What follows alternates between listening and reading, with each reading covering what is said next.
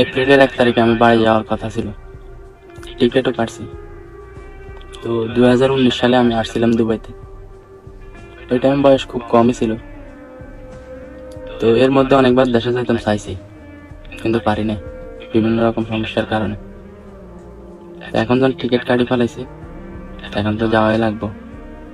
তো বাড়িতেও বলছি, তো কিছু কথা অনেক খারাপ লাগছে। আজকে 5 বছর 5.5 বছর প্রবাসে। হঠাৎ আব্বার সাথে কথা হয়েছিল, তা আব্বা বলছে যে আমি কিছু করি নাই ফ্যামিলির জন্য। আমি যে টাকা দিছি এই টাকা দিয়ে চলে না। এর মধ্যে বোনরে বিয়ে দিছে, আমি বাইরে আনছি। তো এরপর আমি কিছু করি নাই, ঘর বাড়ি সব ঠিক করছে, এরপরও আমি বলে যে কিছু করি নাই।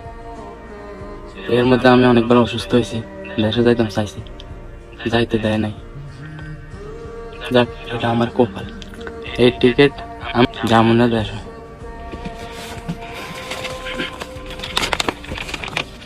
এই টিকিট,